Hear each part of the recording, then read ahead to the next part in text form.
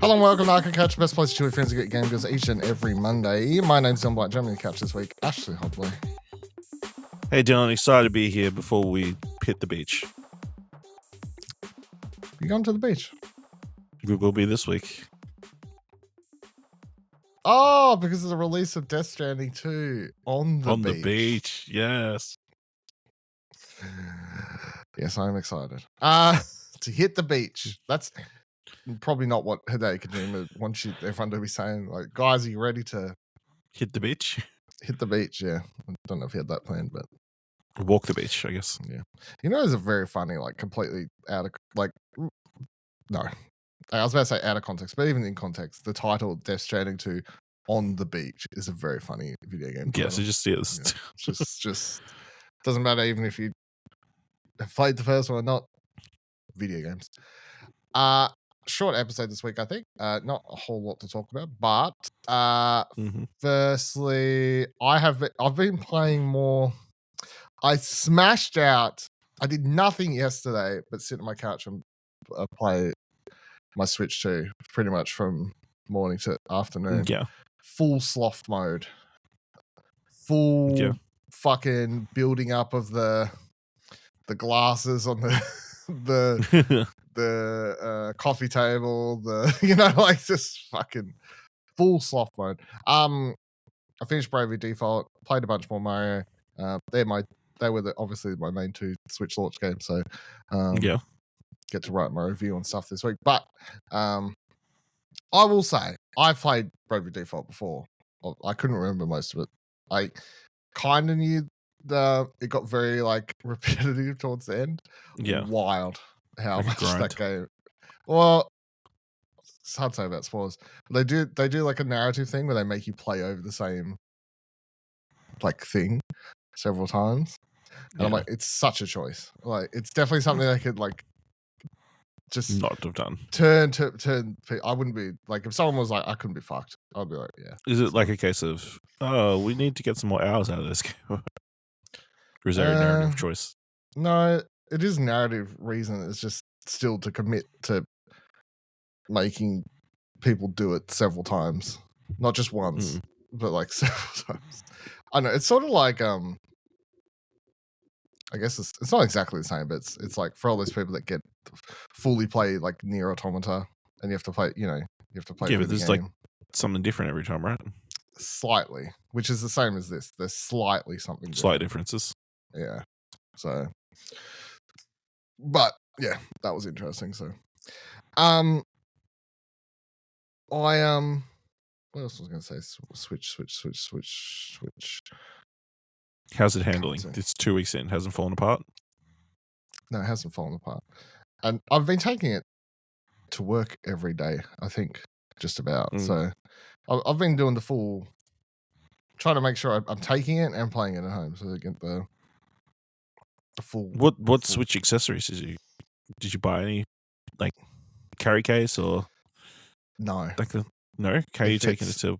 It fits into one of the bags that I got for my Steam Deck. Okay. So that's been go-to currently. So yeah, if you want, if anyone wants to send me a case to review, sure, go for it. if you're gonna get a Switch 2, make sure you get a Steam Deck so you can get a free case that'll Switch 2 will fit in. Yeah. So works. The only thing the only extra thing I've brought so far is extra AC cable, the charging cable. Okay. Because I got the one plugged in to the dock, like behind going through the back of my cabinet, and then I had that first time where I took it up to my bed in handheld mode. I was playing it there, and I was like, "Oh, battery running low." I'm like, "Oh, that's it. I'm done now. I'm not. I have to put it on charge." It's so I had to buy another.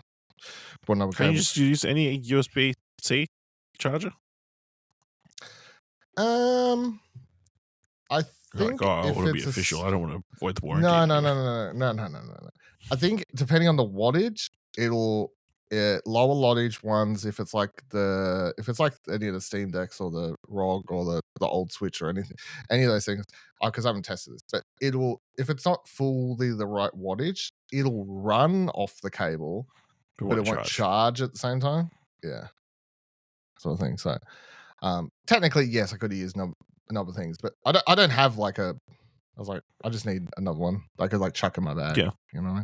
So anyway, I'm going to switch the order of these things I was going to talk about just because it makes more sense now. So No problem. Yeah, that makes more sense. This past week, talking about Switch 2, obviously, Nintendo chucked out a direct for Donkey Kong Bananza, which is really good timing, I think, because it's a couple weeks post-release. I guess if people have like sort of had their fill of Mario Kart for the time being, they've played around a bit in the upgraded Zeldas or whatever, they're like, what's new for me? What's next? What's next for me, Mr. Nintendo? What do you have for me? That Donkey Kong game you showed us a little bit. It looked all right. Didn't look that exciting though. Like, is that really gonna blow my socks off? And I hope, because it really did for me, cement that this looks like a really great 3D upcoming Nintendo game. So, because previously they had showed pretty much a little bit of gameplay within this cave sequence, which is about the 15 minutes that I had also played in Melbourne last month or whenever it was, right? Which was just a very basic idea of the game's destructibility, I guess. Yeah. Because it allowed you to just punch everything in this cave, this like mine, pick up, throw things, look for the secrets. There was no combat or anything like that. Like it was just like here's a rough space, idea of, do what you want with it. Yeah, It seemed here's like an a idea of, sandpit like, kind of thing. Yeah, and I think even when they showed that previously in The reveal, direct or whatever, the reveal, Yeah. wherever it was revealed, you're like, oh yeah, cool idea, but like, what is this game? Like, what's actually the point? Yeah. I guess. I think this Nintendo Direct, 15 minutes of it, 15 minutes dedicated, did a really good job of highlighting what is going to make this game special. Did you have a look at this at all? Or? Yes, I watched this. Good, because I feel like I was hoping you would, between me several days ago saying whatever. This is the most crazy shit I've ever seen. Yeah, I was like, man, Donkey Kong lore, and internet's going crazy about it. I'm like, okay, well, I guess I feel pretty obligated to watch this. I was like, that was my pitch, and then I think the other night I was like, if he hasn't by now, then Buddy wrote in our chat, man, that Donkey Kong game looks fucking sick, or whatever, like whatever he said. I was like, between me saying this was a good direct and him getting excited, I assumed you would hopefully check it out. So what did you think is the person? I guess because you're coming from a point of view of, I don't even own the Switch, so I don't need to force myself to get on the excited. outside. Don't free of opinions other than it's on my Open Critic or on my Fantasy Critic, so I hope it gets a 10 so out of 10. maybe that is it. I think it looks fantastic, and obviously it's like the big open world platformer that we kind of expect from a Nintendo launch. It seems like it's got elements of all the Donkey Kong games to date, plus it's got this break them up elements of 3D platforming. It seems like it could potentially become like a collectathon if people are down with that. Like, people talk about 64, I think, Donkey Kong 64 being a massive collectathon. And there are enough banana adjacent themed items to collect in this, from what it showed, that you'll have a lot to do. And then it seems to have a cohesive plot or at least a story reason behind all this taking place. And then you throw in child Pauline, who for some reason was a rock creature at the start of the game. You're like, okay, this is crazy. I'm here for it. And I think the key thing they showed is you can get rid of the pants. You got costumes, but if you want to, you got costumes. You can just take everything. Yeah, Naked Kong. Naked Kong, the true Kong. Yeah, real Kong. 28 years later, Kong.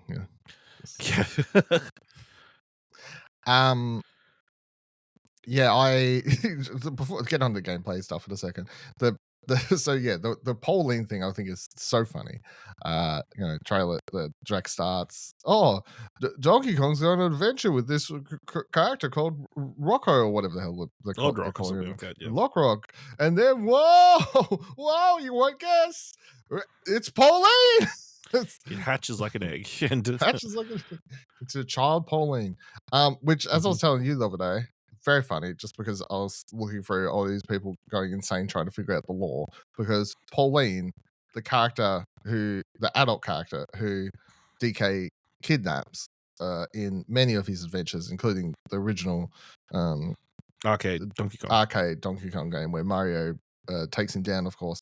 So now people are like, man, maybe we've had this guy wrong the whole time. Yeah. Maybe this game is going to show that actually DK Pauline BFFs and Mario's the bad guy who's been trying to separate them this whole time, So it's just like King Kong, Yeah, literally. He takes that girl up to the top of the skyscrapers, but they're friendly. Friends.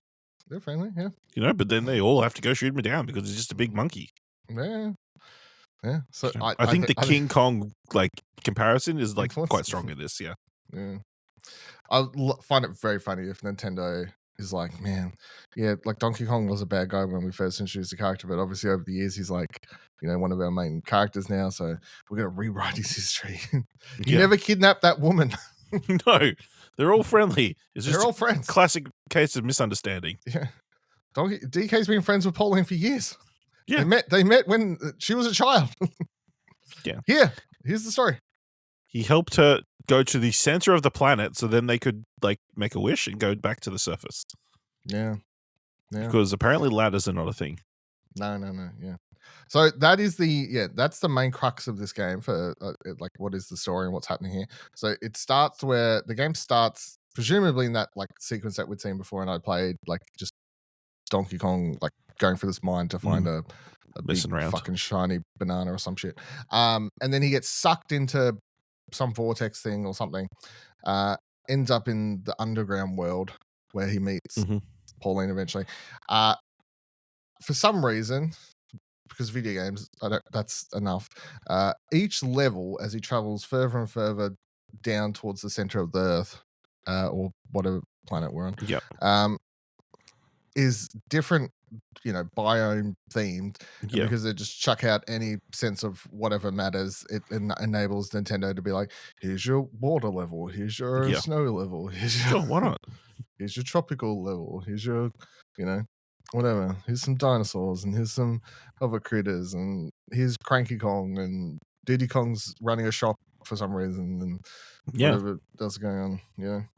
I like that. At some point in the Direct 2, they call out these characters we'll be joined by other people like Cranky Kong and whatever the fucking rhino's name. Yeah, Rhino or something. Yeah, something. It's here they are. No mention of Diddy Kong. However, at some stage in the gameplay video, you will see Diddy Kong in the background, behind a counter of a shop or some stand or something. Don't mention him there. Shafted. But yeah, interesting. So they're trying to get to the center of the planet. To as you said, you get to your heart's desire comes true when you reach the middle or something, and there's a bad guy group trying to the Void Gang, something like that. Something like that. It's here somewhere. Void Company. Void Company. That sounds better. Yeah, because they got so you'll they got to have some corporate overlord. We want money. Yeah. So, so they also gameplay wise. So it looks like you'll have these open areas to explore. I'm going to assume that maybe it's a thing of you've got to get X amount of these, but the gold, whatever the main bananas were called, to unlock the next to unlock whatever the void seal that they've got. Over stuff. Yeah, that would make most sense to progress. Further. Classic 3D platformer. Yeah, very, very much so. So it's here you enter a new level. Hey, this level has 50. You need 20 to progress to the next. Yeah. But you gotta collect them all. Sort of but thing, if you want to collect them all. And they got transporting eels between the levels, which apparently do not go to the surface. No, apparently not. They just stay. No, so you have to teleport between. Yeah, there's so many wild naming things that are happening in this game. Yes. I'm gonna they've invented so many terms. They have all these different banana terms. They've got gems, chips, golden ones. Yeah. Just a whole bunch of, you know. And then They they've having a got good gold time. on top. Just Yeah. plain gold. Yeah. Like, They ran out. They're like, no. yeah. So while you're exploring and trying to do these things, you'll presumably some will just be straight, hey, look, there's one up there, just go find my way there. There's other ones where Donkey Kong can like pound the ground and use like echo thing to sort of spot Yep. some that are just going to be in the wild. You can find them, just got to dig for them, smash things out. Using obviously this game's big main mechanic is just the ability to sort of destroy Smash as everything. you smash and destroy as you see fit. But it's more than that. Like, there seemed to be like you could pick stuff up and throw it around, and you could You can surf ride on it. bits, You throw can it, surf on ride it. it. Yeah. You know, Yeah. lots of ways to Can't interact with the world. So Can't it eat was it just- though. Can't eat it. While doing that, Pauline rides around on her shoulder. She can use her singing powers to attack enemies in If you- co-op. But Yeah, if you're doing co-op, which is like I guess a progression of the co-op you've had in like Mario Odyssey and like the just to give Galaxy someone else games. a second controller to Yeah. wave around the screen and shoot at things. Sort of. Yeah, like if you're playing with your kid, you can do all the Donkey Kong stuff, and they can do all the throwing Easy words. stuff. Yeah, they can't make mistakes. It's like No, they can't fuck it up for you. they can't fuck it up. Weirdly, they're letting you do this in co-op, and also letting people do this on their Nintendo Switch ones via like Yeah, that's the sending interesting them thing. and- Like if they're yeah. local, Yeah.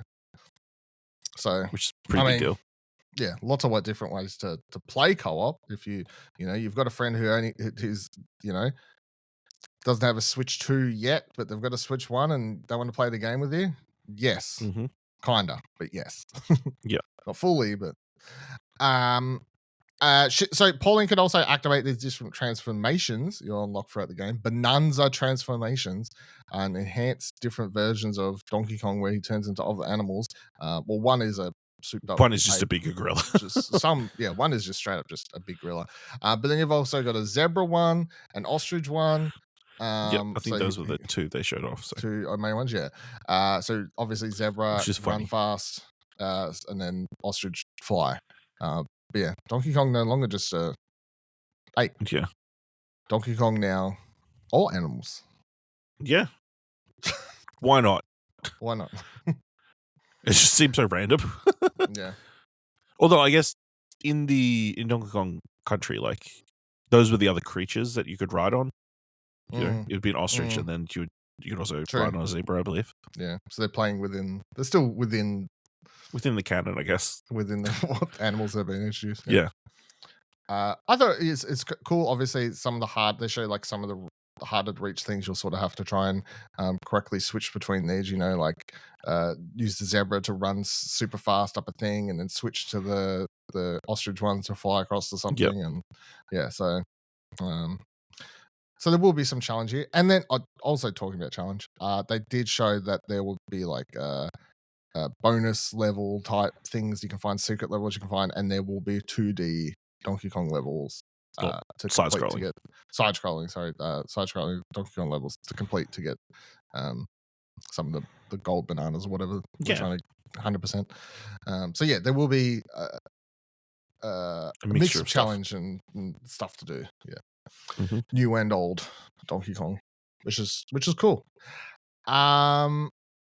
Yeah, I mean, I think that's main thing. There's other stuff they threw in, like the sculpting and whatever else, the stuff they go over, the music box mode, the fact the game has a banging soundtrack and includes DK rap for reasons. There's a new amiibo coming out. Yeah, it looks very, very cool. It looks like a full game. Yeah. It honestly looks like the thing with this is I can't help but think, I know, like, I'm enjoying my Switch too, but I can't help but think if this had been alongside Mario Kart at launch, would that have salviated more people's like complaints with the launch lineup? You know what I'm saying? Yeah. Like if you had this in Mario Kart World, is that not just is that good enough, or would that still not be good enough? No, it would still not be good enough. You know how it is. But I think it's probably a smarter strategy from Nintendo to spread them out a little bit, especially when you're 100% sure everybody's going to be wanting to play Mario Kart for that first month. You know, Yeah. you might as well just wait and then be like, bam, here's another game, so that everybody can go play that after that, and then they can stop being so good at Mario Kart, and then people can catch up. People aren't even racing in that game anymore. They're just jumping off walls and grind rails. Fucking crazy. Like I saw like someone was doing a video of like the record time. They had the ghost or the record time for Moo Meadows or something. They're sliding and they're jumping off cows and all crazy stuff. Insanity. And I've watched behind this, like people do videos. They're like, here's how to do it. It's like you have to jump when you see this thing, jump and quickly flick the left down. Like there's like whole to get the cart to jump in the right way. Yeah, it's like yeah, it's not just spam the jump button. There's what? So I agree. I don't think this was never they would love to have this at launch. This was always meant to come out a month after launch. So it was perfect. It was spread out. And the thing is, again, as much as you may have like a vocal minority complaining about launch up and stuff, the numbers say no one really cares. No one really cares. The majority of people who are buying a Switch 2 at launch are people who have only owned a Switch 1, and I'm sure they're happy to play a bunch of the titles that never came to Switch at launch. You know what I mean? Play Mario Kart, play Cyberpunk. Whatever the hell else. Go back and play Zelda a bunch. Play through the whole game again because it looks and plays better. You know, whatever.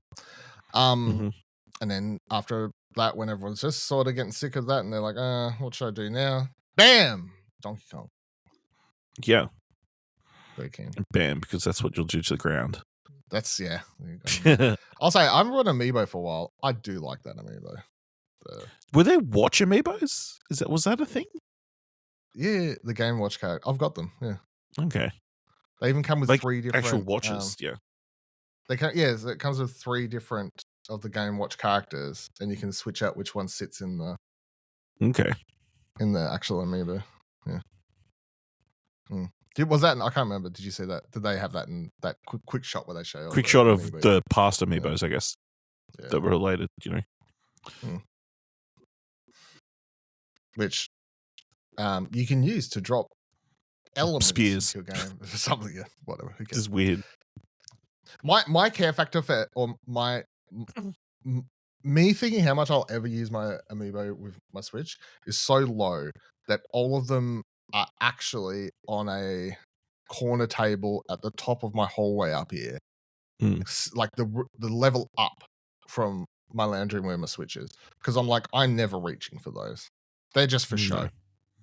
They're just to sit on a shelf. Like they're not for tapping on my Switch. They're not for gaming purposes. They're not for gaming. No. Yeah. So cool. Excited for that.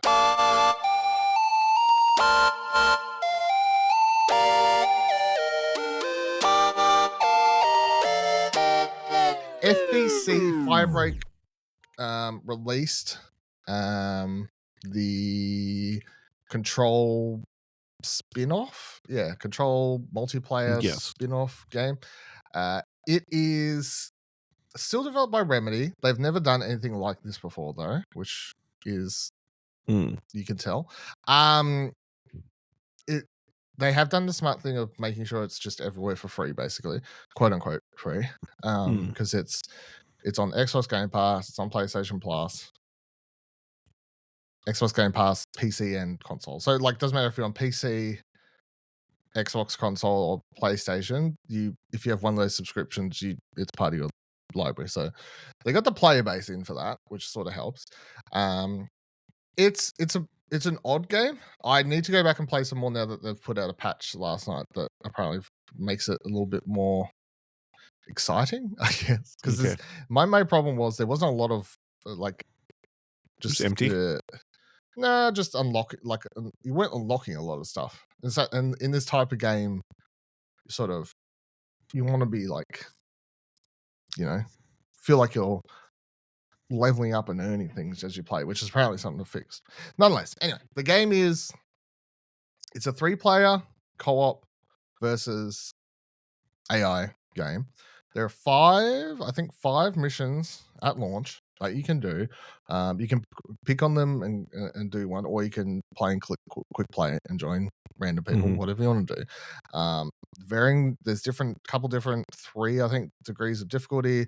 It's the whole thing of obviously complete the game levels on high difficulty, earn higher rewards. It's pretty stock standard in how the level setup earns for these types of games.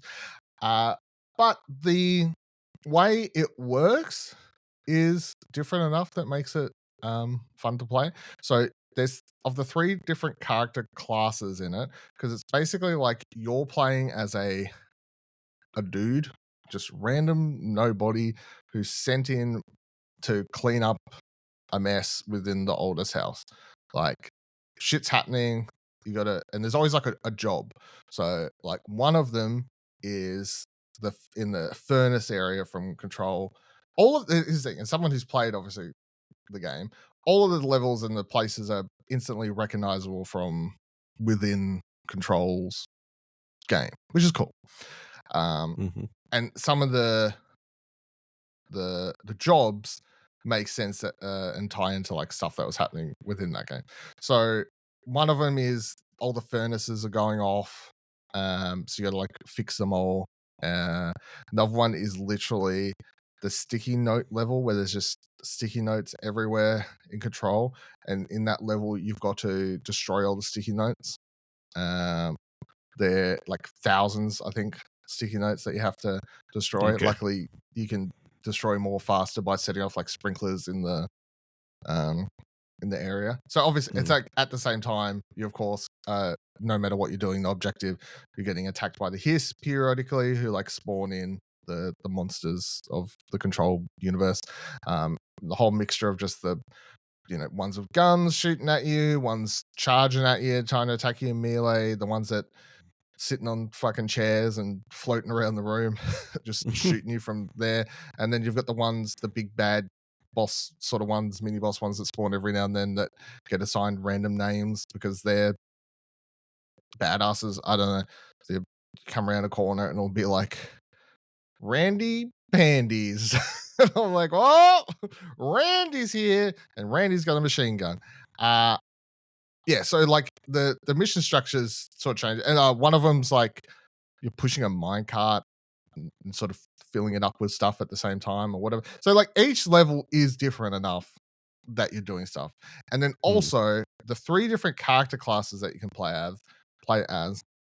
So one of them has a spanner, one of them has basically a water gun, and one of them has a electrical charge thing. And then you pick and choose and unlock different straight up weaponry, pistols, machine guns, shotguns, whatever. But they can then interact with each other to do cool combos. So like if someone wets a whole bunch of the hiss with the water gun, another person can obviously shock them all and like cause like a massive shock explosion and stun them all, and then you can wipe them all out, just stand there shotgunning them to the face. So there's a way to do combos within the combat, but then also the different abilities or kits you have will affect how fast you can get through levels. Ideally, you want someone with one of each. You can still complete the level without, but like if you walk up to say in the furnace level where you have to reset the generators, you can shoot the generators to get them going, but if you're playing as the electricity dude and just get them going straight away, easy peasy, let's move on. But if you're not or don't have someone, you have to like walk up to it, press square or whatever, and like do this whole little mini game thing that takes a lot longer, like L1 R1. Like you just got to like sort of do a whole sort of quick mini game to get through it. And the same thing is for any of there's sometimes you have to repair things, and if you've got the wrench, you just sort of hit the object several times with the wrench, you'll see like the bar go up, it's healed, great, let's move on. If you don't have that, you gotta do the shitty little mini game. So yeah, if everyone spawns in as the same type of character, you're like, I mean, you don't necessarily need to change, but it's not ideal. The game is definitely built around having Everybody. one of every play a different role. And you can tell they're not going to fully punish you for it and make it like impossible, but you will have a harder time if everyone's playing the same person.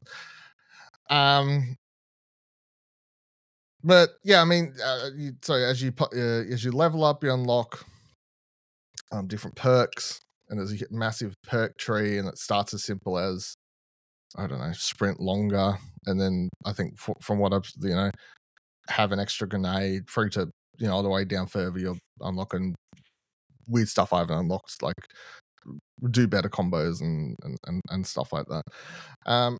It's kind of it. I mean, I was enjoying it. I think it was a fun time. I do think the few hours I played, I was like not unlocking stuff fast enough. Which then when I saw they put out a patch, I was like, okay, so that must have been a thing they were seeing somewhere. Enough people complain about, or someone realized that it was a bit too slow, so they've chose to do something about it. So that's nice. I'll say the other thing I don't really like. I sort of wish it had, coming from Remedy and this Remedy verse, which is obviously it's a like narrative is the sort of number one things in these games, I would say. There's just no story here, like which is weird considering Remedy and stuff. Like you just sort of dive in and like you get the context of what you're meant to be doing in the objective, but there's no like. I sort of was hoping for maybe some bigger narrative just slowly unveiling itself, or even a silly narrative unveiling itself between the missions or something like that. But there's like it just nothing feels like here. missions that you're going on. It's just missions. Like, it's definitely a game that would be more fun also to play. I only played with randoms. It's like, and given how cooperative based it's meant to be, it'd be better obviously played with a full set of 3 people who are all playing together.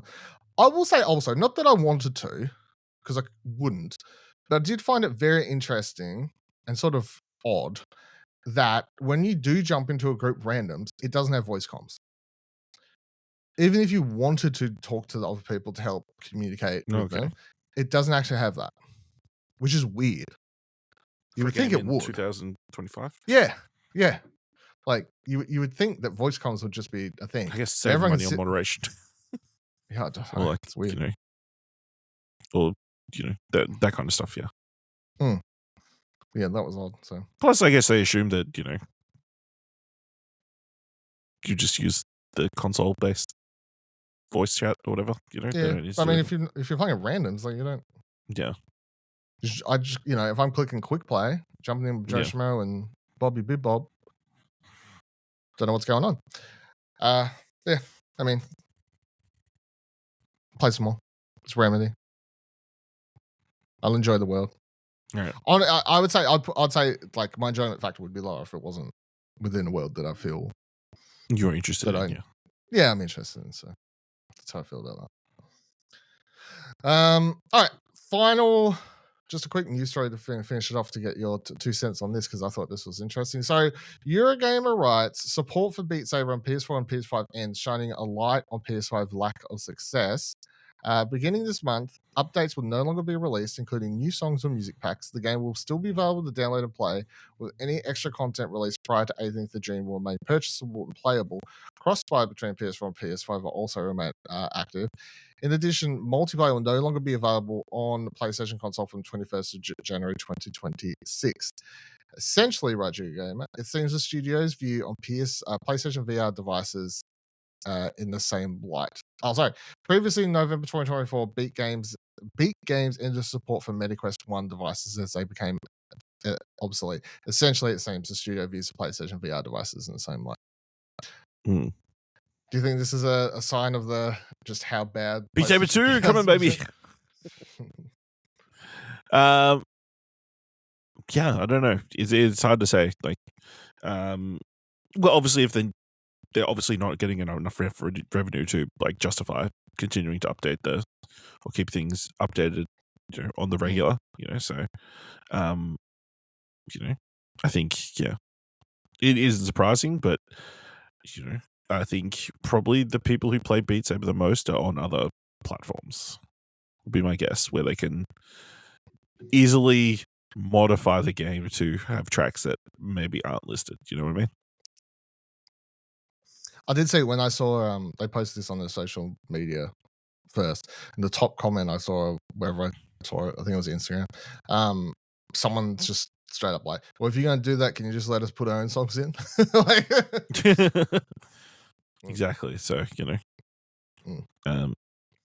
clearly, people who are into Beat Saber, like, want to have a more extensive catalog than they're probably allowed to have. I will say, on the whole, like, people just always want to be able to just like upload a song and magically have it work. Yeah. I do think like the best levels in any music rhythm game, even if you had AI just like go, oh, I'll just assign notes based on the beat. It's never as good as like having someone design a level and have it thought play process as well. put in. Yeah, behind it. It's not. Yeah, so. And I know that people do create like custom beat maps for the PC version, like people do manually do it and stuff. But I just think like if you can't do that on PlayStation, what people just want to be able to upload a song via USB and just have some like background program go, well, it's 161 beats per minute, so we'll sign the notes like Yeah. So, but yeah, probably in general, PS5 or PSVR2 has not been the raging success that people would hope it would be. We hear about 1 or 2 PSVR games every 6 months or something like that. Like, what is the next PSVR game that you're excited to play? I can't even think of anything. We assume the Lumines games coming to PSVR, right? Are you talking about PSVR? The problem is like PSVR exclusive. Yeah, I mean anything. They'd happily take anything, to be honest.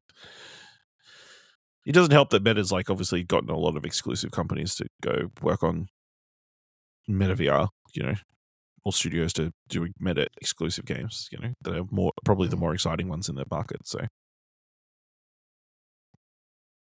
I mean, yeah, I was just like, I didn't fucking see anything. I type into Google, I get nothing. Well, I get stuff, but I'm like, nothing. Wasn't what they announced recently that I was excited for, but it was coming to MetaQuest.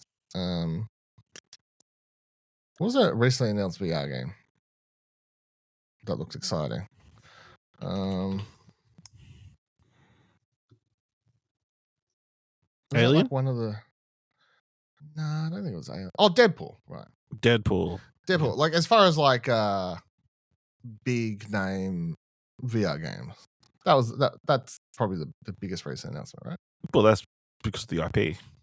Yeah. I don't mean like I'm sure the hardcore VR audience don't really give a shit, but as far as like title to draw in potentially people to care more about VR, that would be the most recent thing, right? Yeah. Which I don't even think they haven't said if that's coming to PSVR2. I don't think so. I doubt it because I'm pretty sure it's Meta. So yeah, okay, then yep. Rip. Very good. Yeah, PSVR2 dead apparently. Honestly, no Beat Saber 2. No Beat Saber. No Beat Saber support. Might as well be dead. What's the point of it anymore? How I feel about that. All right, that'll do it for this week's episode of Arcade Couch. Let us know your comments, thoughts, concerns about anything we discussed. How much are you looking forward to smashing rocks as DK and learning the truth behind his relationship with Pauline and how misunderstood that monkey's been for his whole life? That's the game ends and it's just them chilling out at the top of some skyscraper and then Mario starts climbing. No. He's just accidentally dropping these barrels. Yeah. Just because he's a silly monkey, he doesn't know what he's doing. Yeah. I would love that actually if that's the way the game ended. That'd make me very happy. Yeah. On Blue Sky at ExplosionNetwork.com, of course, other social media at Explosion Network, at Explosion Pod. Let us know. Check out ExplosionNetwork.com for all the other things over there, including my upcoming Switch 2 review, which I'm going to try and do this week now that I feel like I've played enough. Yeah, cool. What are you thinking? I mean, I'm very positive, obviously. I'd like. You going to put a score on it? Are you going to chicken out? Or? No, I'll have a score on it. I haven't thought about that much. You're going to give it higher than an IGN 7? It'll be higher than a 7. Okay. Yeah. It's a solid. It's interesting because I feel like kit, consoles as are the like kids the say. hardest things to probably, grade. It's hard because I feel like there's so many factors, there are. that But are- it's like, are you reviewing the console or are you reviewing the launch of an item? I guess is the But then what makes a good console for Nintendo is not necessarily what makes a good console for Sony. You know what I mean? Yeah. I wish I had it 2 years ago. They should have released it earlier. Look forward to that. Anyway, goodbye. Probably then it would have been cheaper, right? 'Cause everything wouldn't have gone up.